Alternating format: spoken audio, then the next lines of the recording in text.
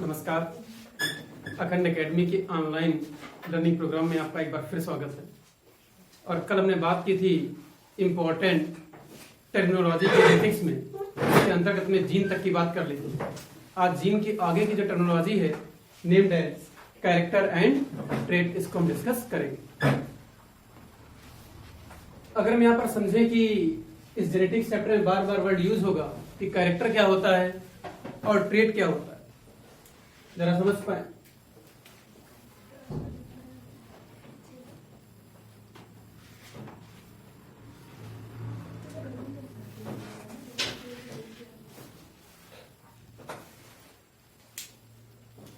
Suppose ये हमारे पास कोई क्रोमोसोम,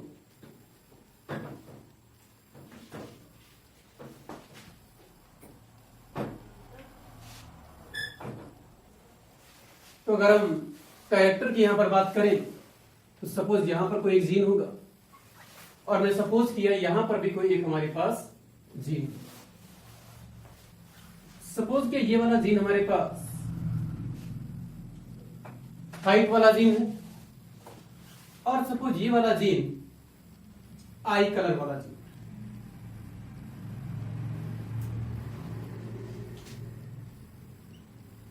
तो इस हाइट की बात करें और अगर आई कलर की बात करें तो नेचुरल सी बात है, इस जीन की जो हाइट है या तो वो टॉल होगी, टॉल नहीं तो फिर ड्वार्फ होगी।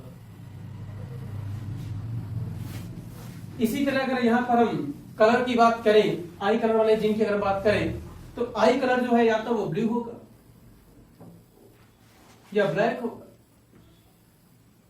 कुछ नहीं तो हो सकता है किसी की आई का कलर ब्राउन, डिफरेंट टाइप का देखने को मिलता है। ब्लैक भी हो सकता है, ब्राउन भी हो सकता है, ब्लू भी हो सकता है। तो इसमें कैरेक्टर क्या है, ट्रेट क्या है।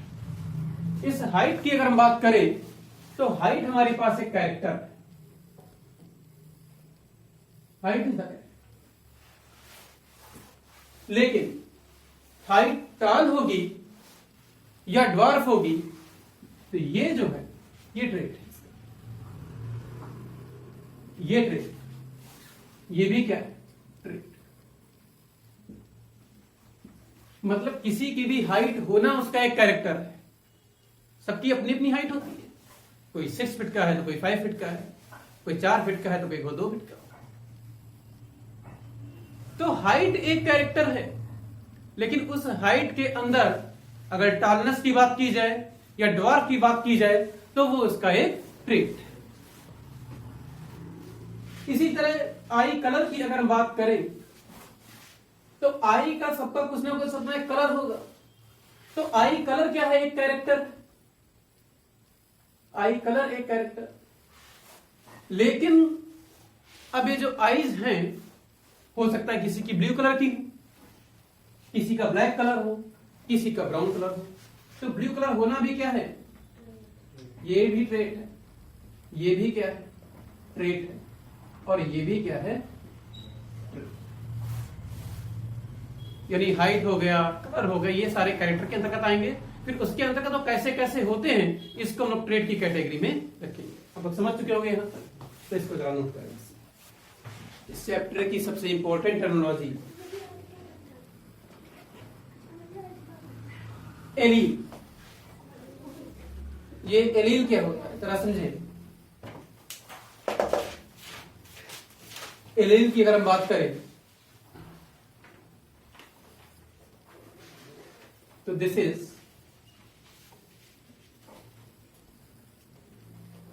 Alternative form of a gene, alternative form of a gene which is located on the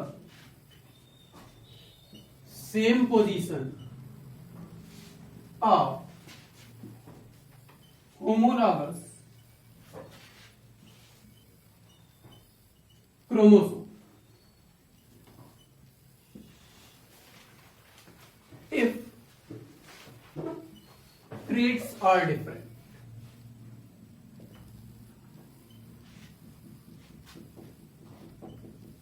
if traits R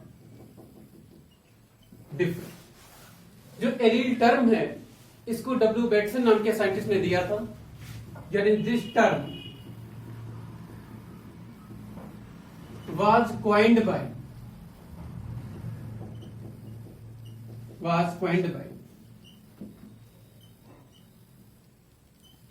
W Bateson.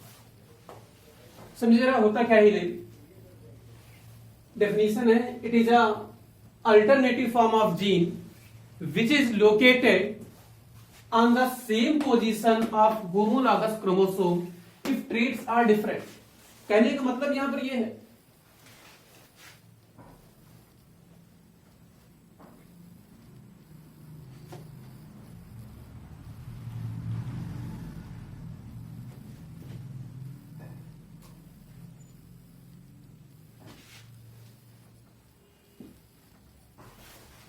Suppose ये हमारे पास एक होमोलॉगस क्रोमोसोम है। अगर ये एक होमोलॉगस क्रोमोसोम है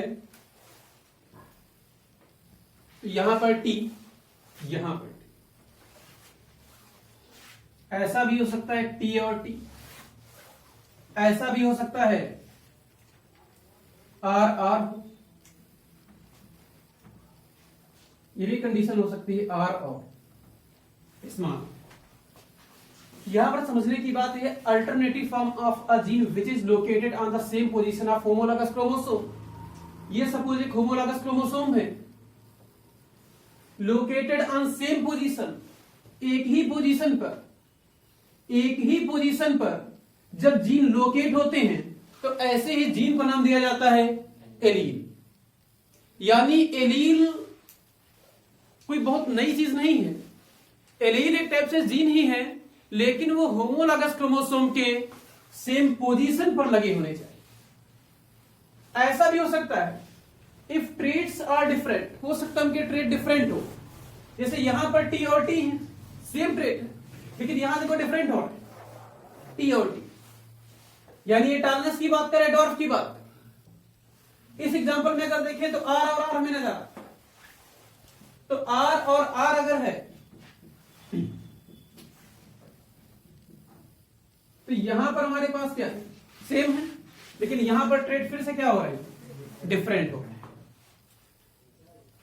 तो एलील अगर कोई पूछ बैठे कि एलील क्या होता है, जेनेटिक्स में वर्ड बार बार यूज होगा एलील एलील एलील, तो एलील कुछ नहीं है, एलील एक टाइप का जीन ही है, लेकिन ऐसा जीन जो होमोलॉगस क्रोमोसोम के सेम पोजीशन पर लाई करे।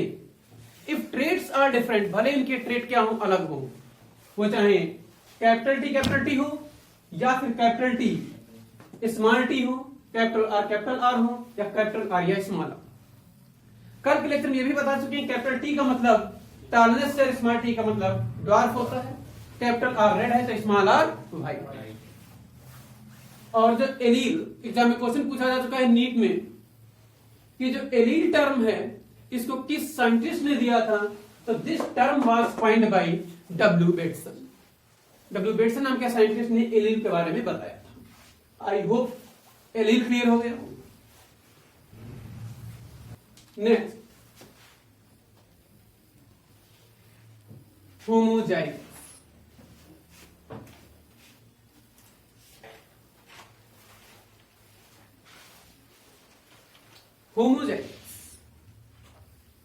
होमोजाइगस का मतलब क्या है, टेक्नोलॉजी का मतलब कुछ नहीं, सिंपली अगर बात करें तो बोल सकते हैं होमोजाइगस की मीन्स सेम एलील।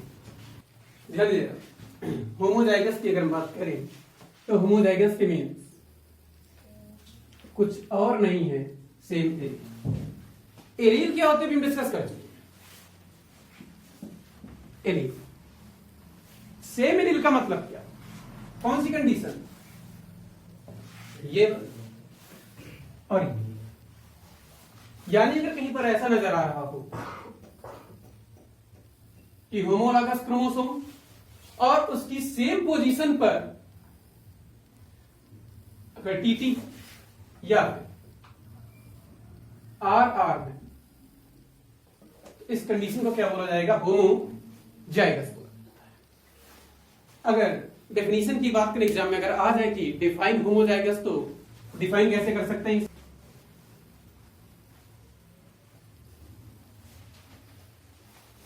अगर किसी भी जायगोट का फॉर्मेशन हो रहा हो, if zygote is formed due to fusion of identical factor, identical factor के मीन्स हुए सेम गेमीट, गेमीट दोनों क्या हो, सेम हो, सेम गेमीट के फ्यूजन से अगर कोई जायगोट बनता है तो ऐसे जायगोट को बोला जाता है होमोजाइगोट, और होमोजाइगोट की वजह से जो ऑर्गेनिज्म प्रोड्यूस होगा उस ऑर्गेनिज्म को नाम देंगे होमोजाइगस। तो आइडेंटिकल फैक्टर की बात आ गई, तो आइडेंटिकल फैक्टर का मतलब यहां पर सेम एलील से, यानी एलील अगर सेम है तो होमोजाइगस। और इस टर्म को भी किसने बताया था, डब्ल्यू बेटसन ने। तो एलील जो टर्मिनोलॉजी है वो भी किसने दी, डब्ल्यू बेटसन ने दी। होमोजाइगस को भी किसने बताया, डब्ल्यू बेटसन ने। तो नाउ अगर हम इसकी डेफिनेशन की बात करें तो क्या कह सकते हैं, if a zygote is formed due to fusion of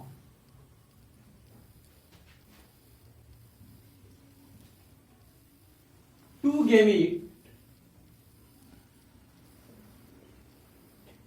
having identical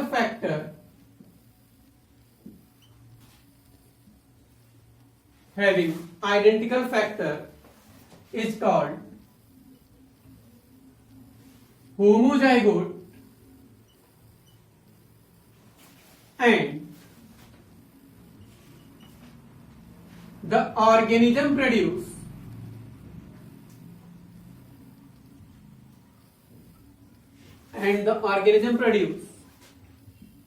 is known as homozygous.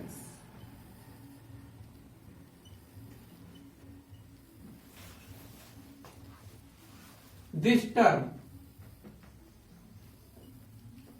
was coined by W. Bateson.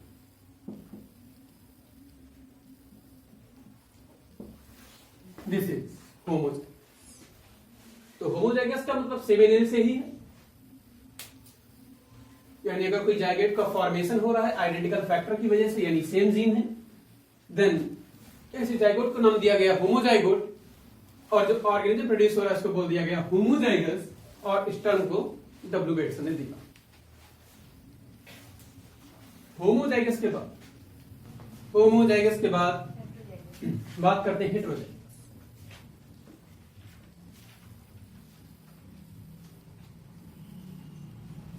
Heterozygous क्या होता है, तो जैसे होमोजाइगस था वैसे हेटेरोजाइगस, बस कुछ नहीं करना है, वहां पर सेम एलील और यहां डिफरेंट है। क्या हुआ, मतलब ये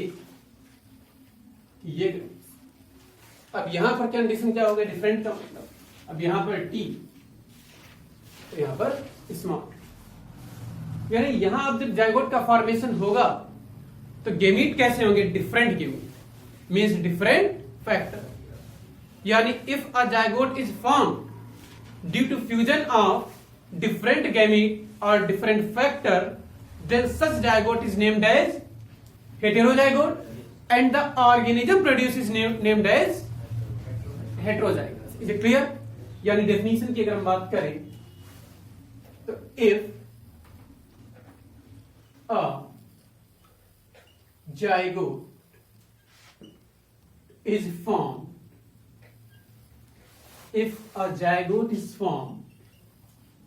due to fusion of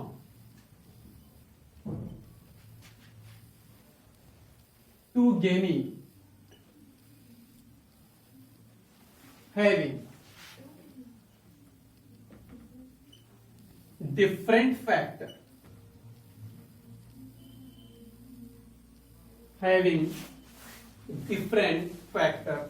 is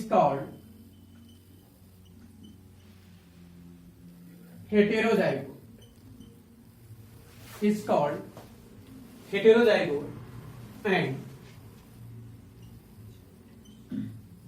the organism produce is named as heterozygous.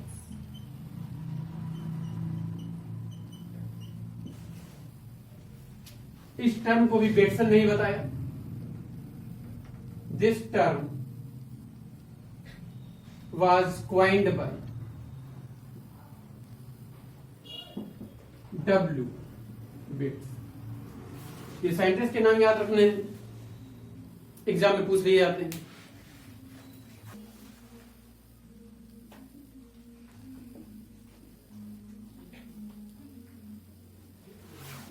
Hemizygous की अगर हम बात करें तो हेमीजाइगस जो है वो सिर्फ किसी इंडिविजुअल में होता है.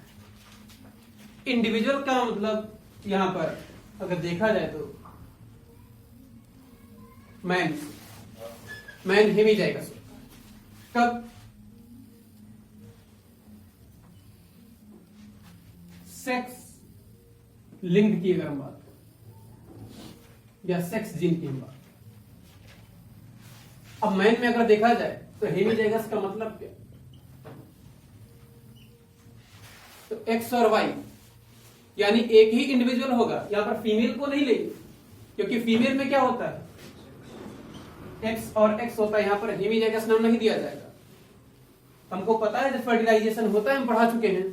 तो फर्टिलाइजेशन के केस में या तो ये फर्टिलाइज करने जा रहा होगा और या फिर वाई वाला इसको फर्टिलाइज करने जा रहा होगा. तो हेमीजाइगस के केस में केवल किसको लिया जाता है? इंडिविजुअल. और इसका एग्जांपल लिख लें, मैन.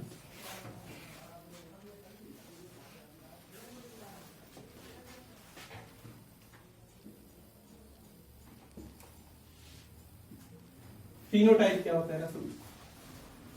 फिनोटाइप की अगर बात करें तो प्लांट हो या फिर ह्यूमन हो, उसका एक्सटर्नल और मॉर्फोलॉजिकल अपीयरेंस जो होता है उसी को नाम दिया जाता है फिनोटाइप. एक्सटर्नल मॉर्फोलॉजिकल का मतलब क्या हुआ? मतलब यहां पर यह है कि वो दिखने में कैसा है. जैसे कोई तुमने पेड़ देखा, सपोज यूकेलिप्टस का पेड़ है, तो दिखने में कैसा होता है? लंबा होता है. गुलाब का पेड़ देखा, छोटा होता है. तो जो दिख रहा है, नजर आ रहा है, यानी it is an external and morphological appearance of an particular character. यानी कुछ नहीं, जो भी तुमको दिखने में जैसा नजर आ रहा हो वही उसका फिनोटाइप. यानी फिनोटाइप को अगर डिफाइन करना है तो बोल सकते हैं it is N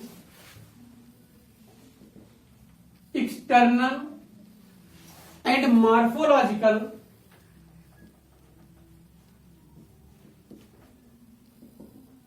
it is an external and morphological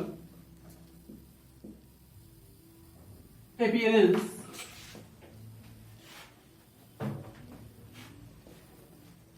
of an organism for a particular character.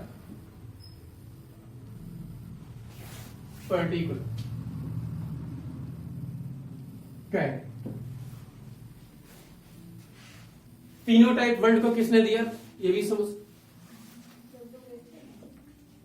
This term no this term was coined by Johnson.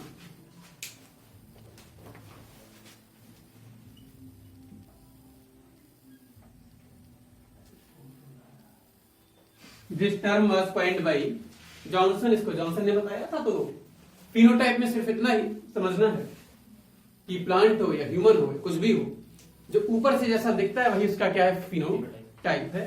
It is an external and morphological appearance of an organism for a particular character.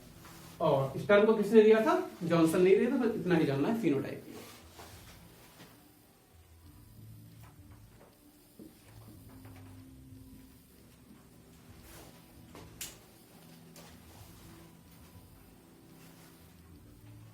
It is a genetic constitution, it is a genetic constitution or genetic makeup or genetic makeup of an organism due to for a particular character.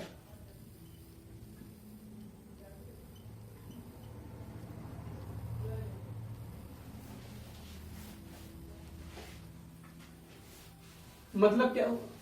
It is a genetic constitution और genetic makeup. मतलब genotype का अगर simply मतलब की हम बात करें तो जेनेटिक क्या होता है कि कोई भी ऑर्गेनिज्म जो है वो किस टाइप के जीन से मिलकर के बना है। किस टाइप के जीन का मतलब है कि वो सपोज टीटी से बना हुआ है या फिर कैपिटल टीटी से बना है, तो ये इसका क्या हुआ? एक जेनेटिक मेकअप हुआ। ये टीटी से है या कैपिटल टीटी से बना है या आर से है या स्मॉल। अभी आगे चल के जीनोटाइप फिनोटाइप और बेहतर तरीके से समझ में आएगा जब हम लोग फिनोटाइपिक रेशियो और जीनोटाइपिक रेशियो की आगे बात करेंगे। मेंडल को पढ़ रहे हैं।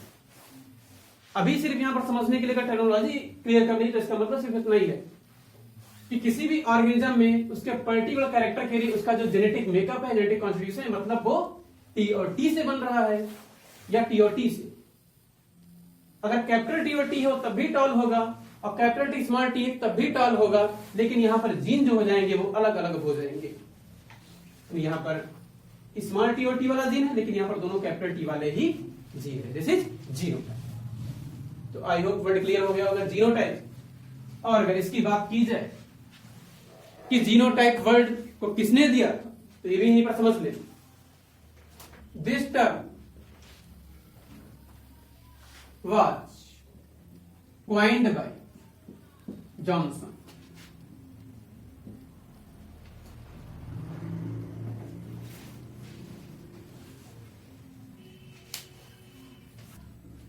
Phenocopy.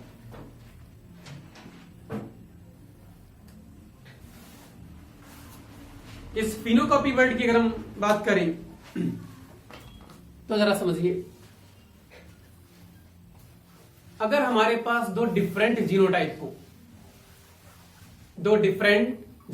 एक कैपिटल टी एक स्मॉल या कैपिटल आर स्मॉल, दो डिफरेंट जीनोटाइप को अगर डिफरेंट इन्वायरमेंटल कंडीशन में रख दिया जाए, दो डिफरेंट जीनोटाइप हो उनको हम लोकेट कर दें डिफरेंट इन्वायरमेंटल कंडीशन में, तो उसकी वजह से अगर सेम फिनोटाइप प्रोड्यूस हो देन हम ऐसे जीनोटाइप को बोलेंगे कि ये दोनों एक दूसरे की फिनोकॉपी है। एक वर्ड सुना होगा फोटोकॉपी करवाने जाते, तो फोटोकॉपी में जो लगाते हैं वैसा ही बाहर आ जाता। तो जीनो फिनोकॉपी की अगर डेफिनेशन की बात करें तो कह सकते हैं if two different genotype are placed in different environmental condition then they produce same phenotype, then such genotype are said to be phenocopy of each other. Is it clear? तो जीनोटाइप तो ये समझ चुके थे, यानी फिनोकॉपी की अगर definition की हम बात करें तो कह सकते हैं बहुत सिंपल सा है, if two different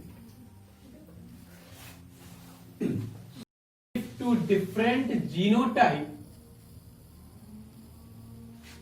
are placed in different environmental condition,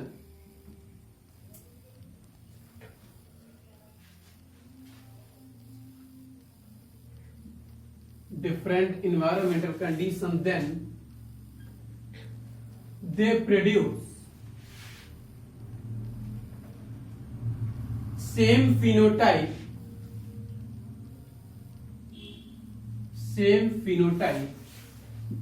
then such genotype is said to be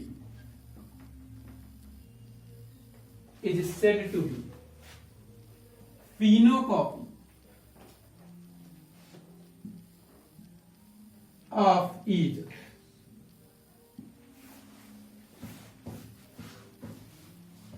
अगर हमारे पास कोई दो डिफरेंट जीनोटाइप हो, उनको डिफरेंट इन्वायरमेंटल कंडीशन में प्लेस कर दे रख दिया जाए, तो उसकी वजह से अगर सेम फिनोटाइप प्रोड्यूस हो रहे हैं तो हम बोलेंगे जो जीनोटाइप है एक दूसरे की फिनोकॉपी। Is it clear?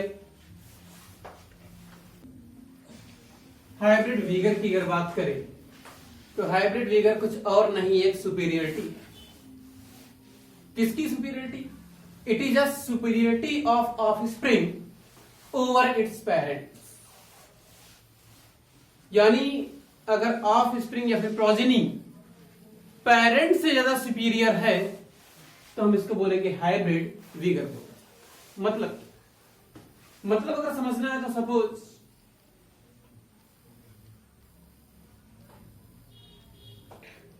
ये कोई एक ए पेरेंट्स और एक कोई बी पेरेंट्स। सपोज ए जो है ये डिसीज रेजिस्टेंस,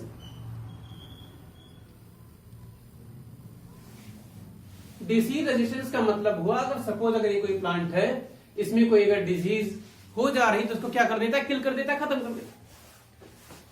तो डिसीज रेजिस्टेंस। लेकिन इसमें क्या होता है, जो प्रोडक्शन है, प्रोडक्शन का कोई एक प्लांट था जो डिसीज रेजिस्टेंस तो था, अच्छी बात थी, लेकिन प्रोडक्शन इसमें क्या हो रहा था? कम हो रहा था। दूसरी तरफ जो ये बी वाला है, नो डिसीज रेजिस्टेंस, ये डिसीज रेजिस्टेंस तो नहीं है, लेकिन जो प्रोडक्शन है वो जाता है। अब इन दोनों की सपोज मीटिंग हुई तो इन दोनों की मीटिंग से सी प्रोड्यूस हुआ। तो ये दोनों क्या थे? पेरेंट्स।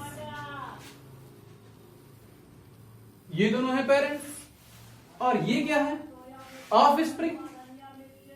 पढ़ा चुके हैं, सब वर्ड से क्लियर है। ऑफस्प्रिंग या प्रोजेनी बोल सकते हैं, या इसका बेबी बोल सकते हैं, कुछ भी बोल सकते। अब जो ऑफस्प्रिंग है इसके अंदर क्या हुआ? ये डिसीज रेजिस्टेंस भी, अगर इसमें कुछ भी डिसीज हो जाती है उसको किल कर देता है, साथ ही साथ इसका जो प्रोडक्शन है वो भी जाता है। अब देखो दोनों के कैरेक्टर्स में आ गए, तो इसका मतलब है जो ऑफ स्प्रिंग है it is a superior over its parents. Such condition is named as hybrid vigour. यानी हाइब्रिड वीगर की अगर हम बात करें तो कह सकते हैं it is a superiority of progeny, it is a superiority of offspring over its parents। इसको बिल्कुल ऐसे बना ले, तो एक एग्जांपल सामने रहेगा तो समझ आता है।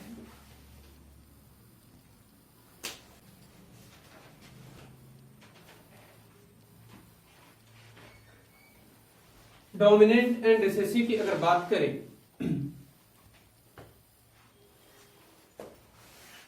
तो कह सकते हैं if two different allele of gene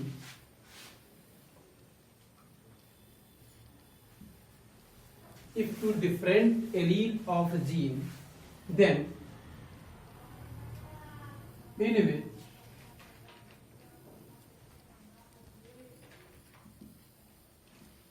that allele will be expressed is called dominant and other is recessive. क्या मतलब है? मतलब यह है अगर कोई दो डिफरेंट एलील हमारे पास हो, एलील हम डिस्कस कर चुके हैं, सपोज एक ये टी है और एक स्मॉल टी। दूसरा एग्जांपल अगर हम ले तो ये सपोज आर और ये स्मॉल आर, तो ये दोनों different. If two different allele of G then in which that allele will be expressed. अब जो एक्सप्रेस हो जाए, एक्सप्रेस होने का मतलब अगर इनकी और इनकी क्रॉसिंग हुई और क्रॉसिंग होने पर अगर रिजल्ट क्या आ गया टॉल, तो टॉल क्या है? डोमिनेंट। लेकिन इस कंडीशन में ये क्या हो जाएगा? रिसेसिव। इसी तरह अगर यहां पर बात करें आर और आर, अगर कलर क्या आ जाए? रेड, तो रेड कलर क्या होगा? डोमिनेंट, क्योंकि ये क्या हो रहा है? एक्सप्रेस हो रहा है। It is dominant. लेकिन स्मॉल आर क्या हो जाएगा? रिसेसिव। सिंपल सी थिंग। तो this is dominant and recessive.